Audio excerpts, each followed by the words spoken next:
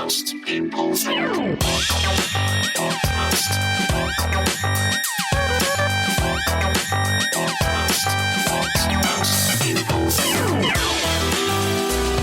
and welcome to this breaking news episode of What Most People Think. And the news is in a cycle. The news is cycling its little legs off. How can you possibly keep up? We've already this week had another U-turn from Labour on digital ID, which led to a very fiery PMQs where Keir Starmer told a sex joke. Yeah, he did that. He used the word screwed, knackered. It was weird, but we're gonna pick the bones out of all of that. I'm recording this on Thursday at midday, and I've just heard the news that Kemi Badenoch has sacked Robert Jenrick because he was plotting to defect to Reform. So I'm going to be reacting to that and real time. And look, we're going to be going all round the block here because we're going to have stabs at the Labour government. We're going to talk about the Tories. We're also going to talk about the murder stats in London, which came out this week, which seem to be positive. But there's some on the right that just they cannot. How they feel about London has got to the point where they can't accept potentially that something has got better. So we're going to try and get into the psychology of why that is. I am, as well as the news cycle being busy, I'm busy as well. I did. No one ever cares, Jeff. No one ever cares that you're busy. No one ever. You think you're busy, especially the older blokes. You're busy. This is what I had to walk both my dogs and get the Daily Mail. But yeah, I did news quiz last week, then Times, then I had to go to Cardiff, and I recorded a couple of episodes of Celebrity Puzzling, hosted by Jeremy Vine. I was on a team with Sally Lindsay, Carol Vorderman was the other captain. And I've got to say, I had such a laugh on that show. It was so relaxed and fun. I've got no idea when it's going to go out. The way that these quiz shows are recorded, but genuinely by the time this goes out, I mean, I've got I recorded House of Games a while back. That all of these things could go out. We could have a new Prime Minister. Nigel Farage could even be the Prime Minister by the time that all this stuff goes out. But I had a really nice time on set. I had one of those really awkward situations, though, because the studio had external dressing rooms. Like, I wouldn't say, they weren't Winnebagos. They were like little external sort of like trailers. And without being too crass, I'd had a number 2 and it was quite a small toilet and I couldn't work out where it flushed. So the odour was given time to percolate. And of course, just as I worked out how to flush it and there were, it was kicking up a bit, the producer, the assistant producer and Roger Black, OBE, knocked on my door and said, we're going to do the briefing. Is it okay to do it in your trailer? At that point, looking back, I should have gone, can we use Roger's because mine smells of shit? But no, I went, yeah, sure. And then we all just sat there in a very English way, just ignoring the obvious smell of cack. And then I did just, because I'm trying to increase my engagement online. So by the way, if you don't follow me on Instagram, TikTok and God knows what else, then please do. But I put up a photo of my trailer with my name on it. One, because I thought it looked cool. But I also, I censored the production. I said, I'm working on it. I've been filming something. Can you guess what it is? Hurtful responses only. And these were some of the answers I got.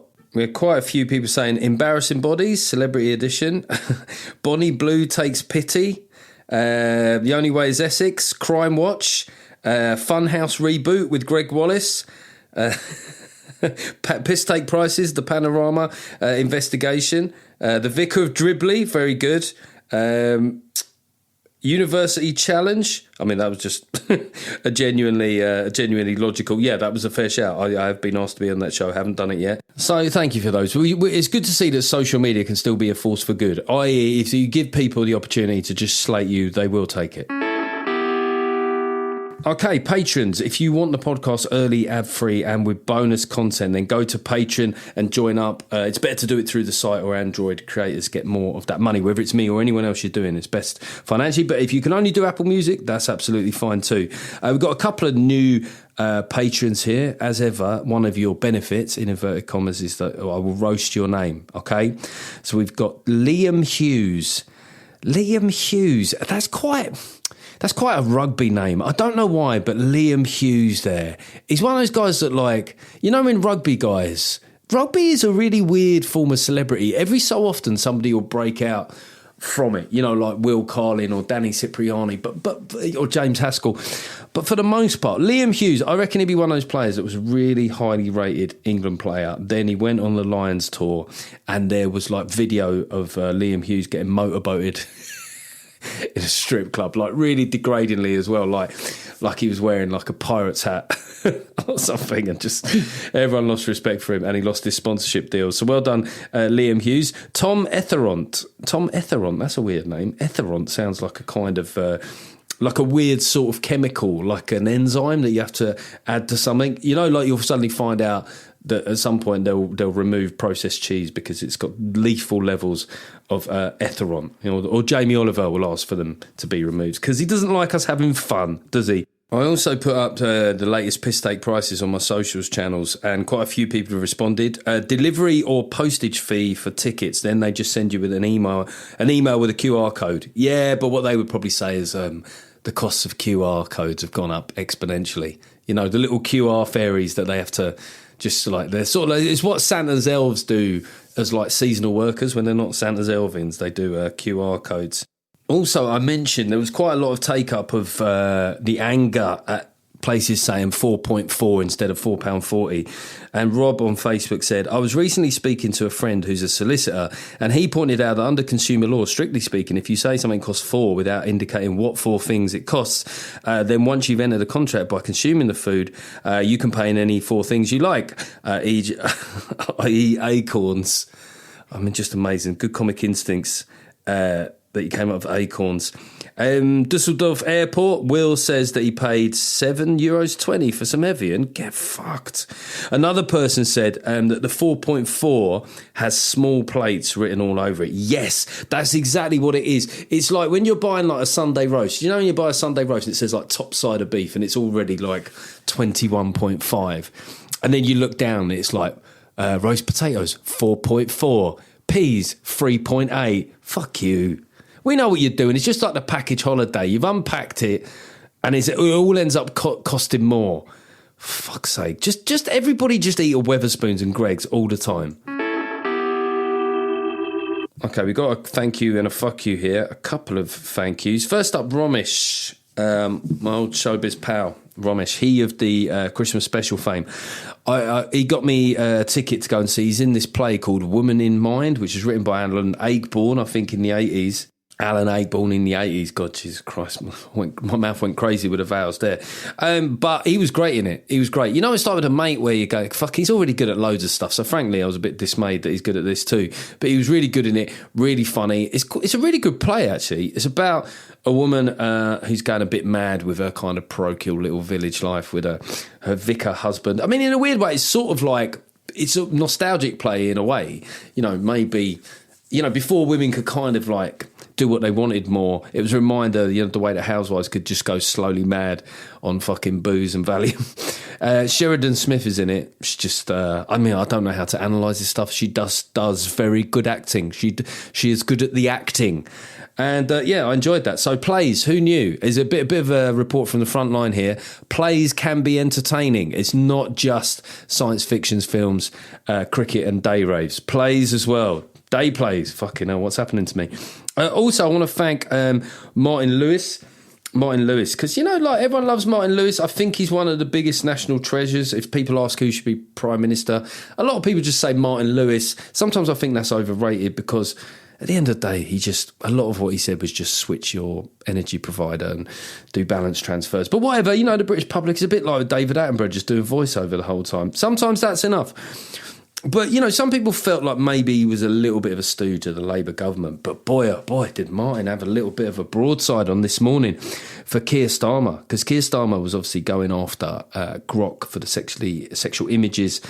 And he was saying, we're not going to have people being scammed. And this, you do not want to activate the Martin Lewis. He went crazy. He was like, well, what about all the other scamming that's going on? The fact that people like Meta, not just what he basically said, why are you singling out Grok for scamming people when, Meta make loads of money out of people putting on Facebook adverts of things which are clearly scams. So fair play to him, I mean, and in some ways, we'll come on to this with PMQs. He's not the only person that people thought supported Keir Starmer that is now happy to give him a little smack on the backside. The other... So I wanted to say about Grok, because I was reacting to the news as it was breaking and about AI producing sexualised images. And of course, it isn't just Grok that does this, right? There's loads of ChatGPT style apps that do it. But there is a quantitative difference with Grok, is that it was publishing it straight to, a social media site. That is different. And then Grok sort of went, no, that's out of order. You're going to have to pay for it now. You're going, okay, it just looks like you're sort of monetising noncery a little bit here. But yeah, there was certainly a question to answer is that, okay, we get it, that you care about this Keir Starmer. A lot of the public would be with you, but it is kind of weird that you've suddenly gone for this one and you're not mentioning any of the other platforms that do this. And, it is quite dismal. Let's be honest, I try to be positive about blokes on this podcast, but we could be a bit on the rank side, But maybe in a weird way, it's reassuring as well, isn't it? We all worry that ChatGPT and AI is going to mean the end of the world, but actually it's going to be a load of fucking virgins sitting in their house, just trying to create images of, I don't know, Princess Leia having sex with Thor. I mean, that's quite a bad example, because I think there probably would be a lot of people that would want to see that. But anyway, moving on. What most people think. Okay, we're going to talk politics first, and we're going to start with another U-turn from Keir Starmer's government and a fiery PMQs. There's only ever two kinds of PMQs, aren't they? Fiery or boring as shit. This one was fiery.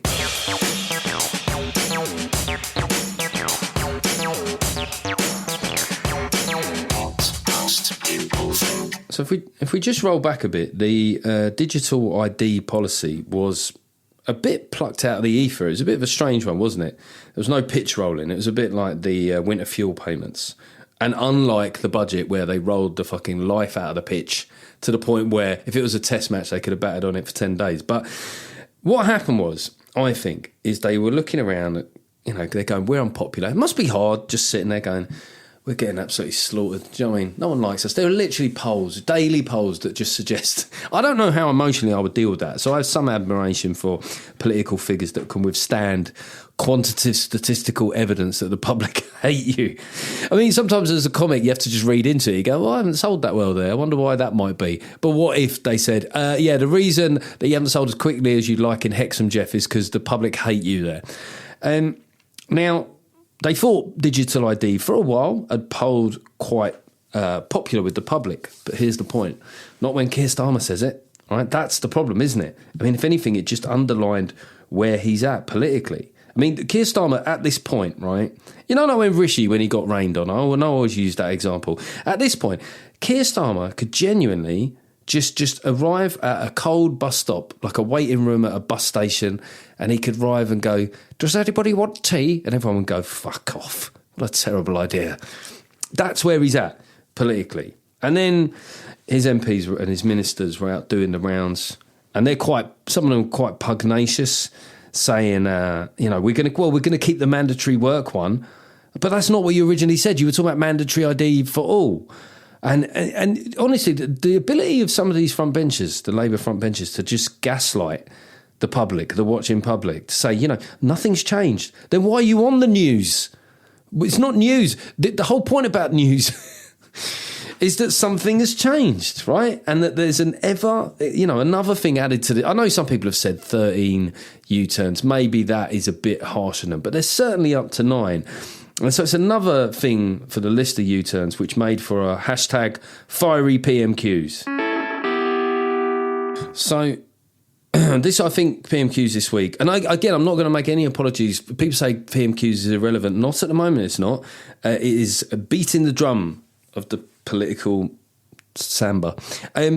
So I think this is one of Kemi's strongest PMQs, because in a weird way, she didn't have like a single glaring obvious issue like Mandelson or Rayner. There was a bunch of stuff that she had to pull together, and I think she did it very well. When you watch her talk now, she looks like she's sort of savouring it, which in its own way, if you as a psychiatrist, you might say that might be a red flag. You actually enjoy this. But as a politician, it's great, right? She's got her shoulders back. Early on, she was talking about Keir Starmer's U-turns, and she went to make the point, well, it'd be better off if he just got it right in the first place. And then she stumbled her words, right? Deeply ironic when you're saying get it right the first time and you don't get it right the first time. But that's a moment, isn't it, for a politician? Do you look like a human or do you just carry on like nothing's happened and go, no, don't. But she laughed. She just laughed. And that was like an absolute alpha dick swinging move to just go, I made a fuck up, it doesn't matter because you're in the shit.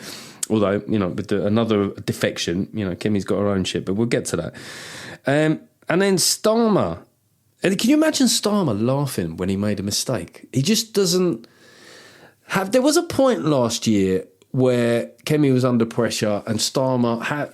I saw flashes of what he might be capable of, sort of elements of humanity, but that feels a long time ago. And he went into full, we're not going to take any lectures from the party. Oh, okay, you're not going to take any lectures. We get it. Okay. Given how badly things are going, maybe take some lectures. Please give us a list of who can give you lectures. Maybe lectures on higher employment. Maybe that would be useful. But he starts lecturing on, so she's saying you've changed position a lot, and he goes through loads of times that the Tories changed position in their 14 years.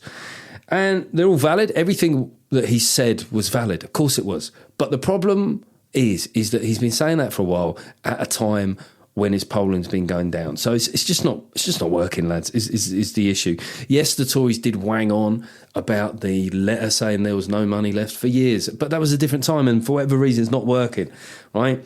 The public don't want that from you. They want something different. I don't know what that is, but that's your job. You've got to work it out, and you've got to give it to them. But he rounds off this list of Tories change positions by saying they had more positions than the Kama Sutra, and the country are knackered and they're feeling screwed, or words to that effect, right? And I sort of thought about this gag and I was like, is this just my bias here, or did that just feel clunky as fuck on a number of levels? I mean, there were things there. I mean, first up, right, so I went online and just deconstructed it as a joke. First up, the Kama Sutra has been around since 300 BC. So for that joke about, you've got more positions than the Kama Sutra has been technically possible for over, around 2,000 years. Obviously, Jeff can't do maths. Was it anyway, around 2,000 years. So there's that. Then there's also the fact that, you're the one in power now and you've just changed position. So to just say, no, you did that. It's very playground. No, that's you. And then there's also, and this is less important, is the dimension that he's saying in response to a female MP at a time when he's been talking about sexual... I'm not saying they're the same. I would have steered clear of any sexual references. It was a bit weird. I mean, the use of the phrase knackered was quite funny, and the country's screwed. It had some of the components of a joke, but I think Starmer's got a similar problem to what Theresa May had, is that even when he does a joke, it just sounds like an accusation, and that's the point. A political PMQs joke should be an accusation, but it shouldn't sound like one, if you know what I mean. It has to still sound like a joke. It was like that time when I can't remember what Theresa May said, but she sort of did a little list and then looked at Jeremy Corbyn and went, "Remind you of anybody?" I'm like, fuck. I'm too scared to laugh. And I've got to say, the mood music, or certainly the body language mood music on this front bench is pretty bad. After that gag, Liz Kendall, she just looked like a woman waiting for Christmas so she could file for divorce. After that gag, I mean, if you want, I put a still of it on X. I just thought, wow, she was not a fan of that joke, or him. And it must be difficult, right? If you have, as many people are reporting within the Labour Party, just decided that he's done, you've got to wait till May, hanging around in the same house, still married but hating each other, it's a tricky time. I don't know if she definitely hates him, but I would say it looks like they're in the process of moving on from him. And Starmer, he attacked the Conservatives for saying that they like diversity, but talking about cultural coherence. And again, that would be totally legitimate if he wasn't the same Keir Starmer that had recently talked about an island of strangers. And yes, he apologised for that. But all of it just adds to the sense of a man spinning around politically, doing donut turns in the political car park. Great metaphor, Jeff. Yeah, thanks. Even Tom Bradby was pissed off. Our old friend, he hasn't appeared on this podcast for a while, from the ITV News. Tom Bradby. Yeah, it's Tom Bradby. Yeah, that's right. It's about me. And And when Tom Bradby was just going, what are this government for? You're like, fucking you are losing your pals here. First Martin Lewis, now Tom Bradby. Jesus Christ. Even Ed Davey was sassing him. Old Ed Davey, that normally looks like he's going to burst out crying if he has to ask a difficult question. Ed Davey was giving him shit. And I know that some people might say, like, well, what's the answer? Wes Streeting? Wes Streeting would only do the same. And you go, but maybe like the same policies, but a bit better would be okay. They'd just be, I think he'd be better, right? And the problem with this U-turn is that, once again, Starmer's committed to saying, well, we need this, right? He went in hard to bat for needing this, and now he's not doing it. So either you were wrong then, or you're backing away from something because you don't have the conviction or the popularity to do it. Either way, it sort of suggests it's time to give someone else a go. What most people think. Okay, as I was getting ready to record this, I just saw that Kemi Badenoch sacks Robert Jenrick for planning to defect, right? So just a quick bit on this. In a week where they've lost Nadeem Zahawi. By the way, I didn't know politics had its own version of the sort of January transfer window. I do think that we probably need now maybe Nigel Farage pulling over in a Range Rover like Harry Redknapp to talk to a waiting Sky Sports reporter. Nigel, any more news? Well, first up we got Nadeem Zahawi, we got Robert Jenrick, and we're looking to bring in a couple more lads on a Bosman. Drives off, right? Now, it's been rumoured for a while that Jenrick has been having lunches and dinners with Nigel Farage. And I think that her reaction to this is definitely the best way of handling this, right? And first up, I'm not just blowing smoke up Kemi's arse again, but that still doesn't mean that it's not bad, right? Robert Jenrick, he got purchased on social media. He has a constituency. He has an audience. This is definitely a more, if this had played out in the whatever way Jenrick and Farage were planning, it would have been more damaging than Zahawi. So given the circumstances, getting out and pulling the rug was definitely the best thing to do, right? She says that Jenrick was planning to do this in the most damaging way to the party. I mean, fucking hell. I don't... What was the most damaging way? Would it have been the old cross the floor one? You know the one? I think, who is that? I can't... David Domain will help me out on this. Who is the Tory MP that defected to Labour and then appeared in public with Keir Starmer, and she was dressed like an air stewardess, and it looked like one of those corporate awards where he was given her best cabin crew of the year. So yeah, I don't know what the most damaging way is. Maybe that'll come out over the next couple of days. And Kemi Badenoch was sort of saying the British public are tired of the psychodrama.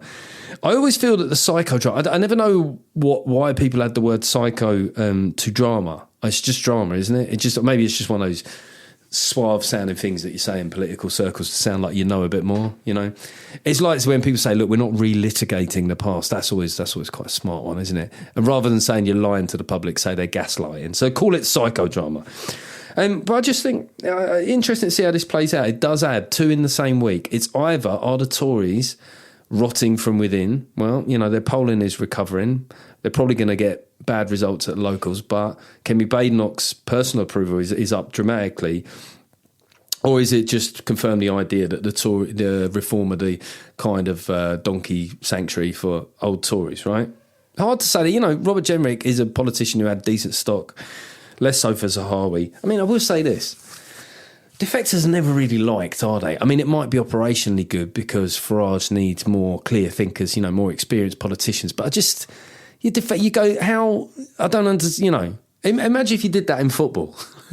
Like, you're just watching a football match and then, like, at half-time, you just see a geezer stand up and then walk to the away and go, no, I've thought this through and this is my new spiritual home. So, maybe it'll be good for Reform in the long run, but they always carry the baggage of being, I don't know, a little bit of a snake in the grass.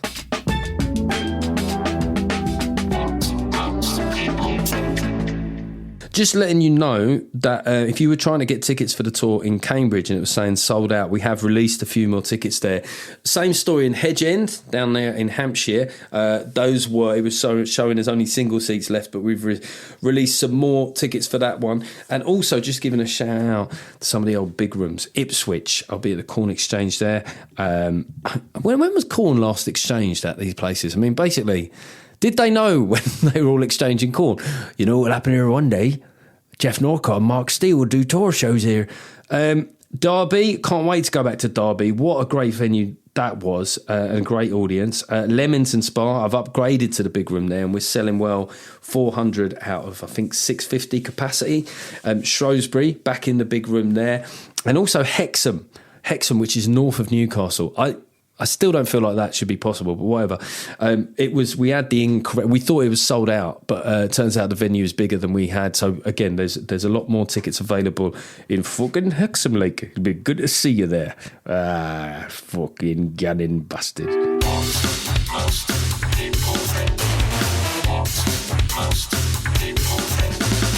All right, let's talk about murder rates. Classic. This might get me in trouble with the right wingers, but here we go. For a while, the right-wing narrative about London it's been very dystopian, hasn't it? It's too diverse, it's too dangerous, and it's not just that. It's people want to sort of say that London's finished. This modern trend. This is from the left and right. Everything's finished. It's cooked. It's done.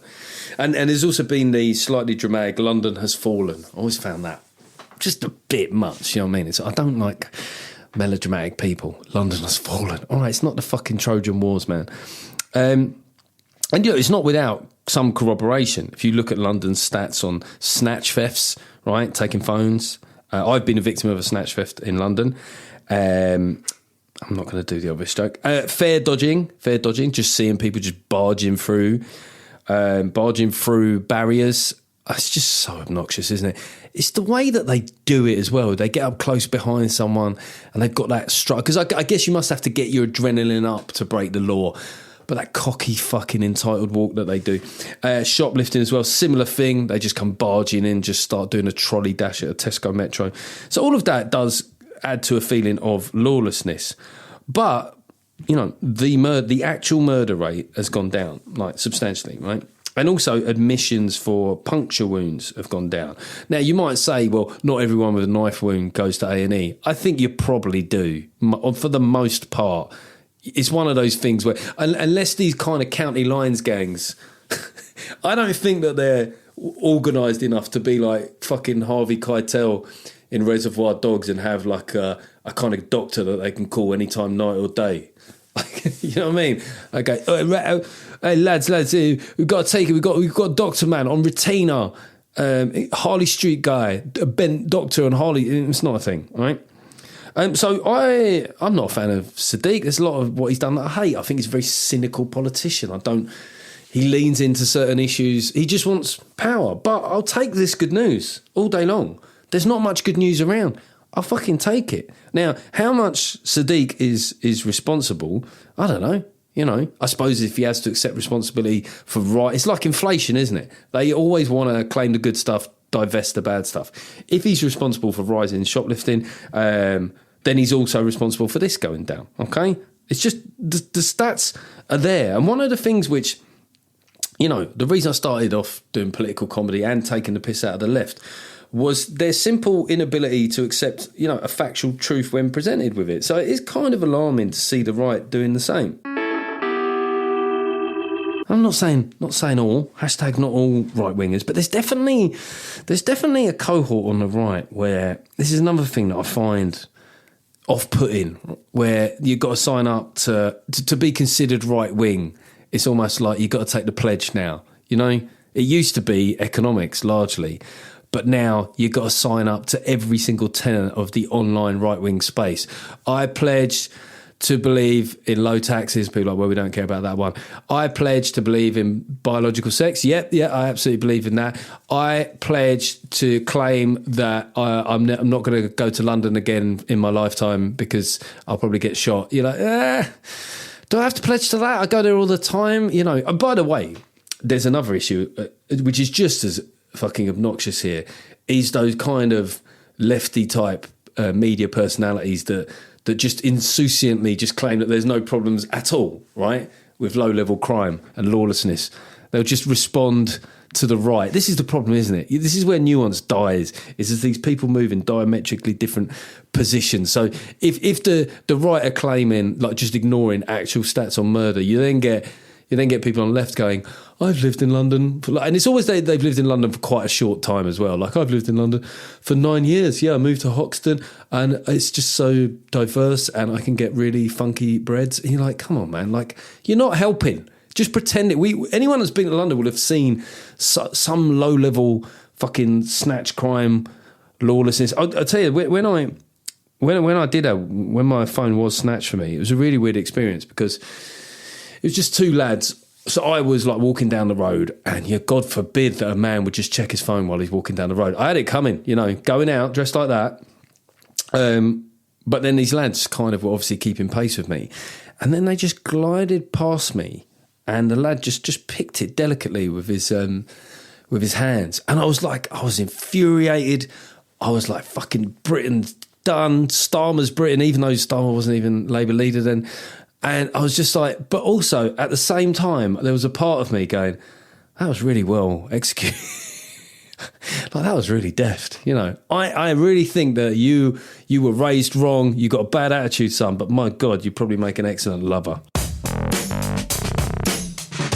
Okay, that is it for this breaking news episode. Remember, if you enjoy the show, please tell people. Also, go subscribe to it. There are still, I can see it from the stats, there's still loads of you that just Google it every week. Do you know how much it would help me if you just followed it and it would go up all the lists and stuff like that? So please do that. And if you review it, on Apple Music, because I'm basically an old fart and I can't find the reviews for other apps, I will read it out. So we got a couple of new reviews here. This is from Jono Golf. Jono, I view myself as economically right of centre with old-fashioned liberal live and let live leanings. As we are becoming so polarised, I also want to challenge myself to give credit where credit due and support Starmer and Trump actions when I agree without being caught in a blind tribalism. This is it, John, right? This is it. Don't get sucked. Stay in the nuance. Don't get sucked to the extreme ends. Needless to say, I'm struggling to vote for anyone at the moment. I think Jeff does a good job of cutting through the political nonsense, and I sense a certain kinship as he tries to challenge herd-like left and right thinking. Starmer's pressure is spot on. This is from 4 days ago. This is from I Am Mr. Pooh. Very mature. Was funny though.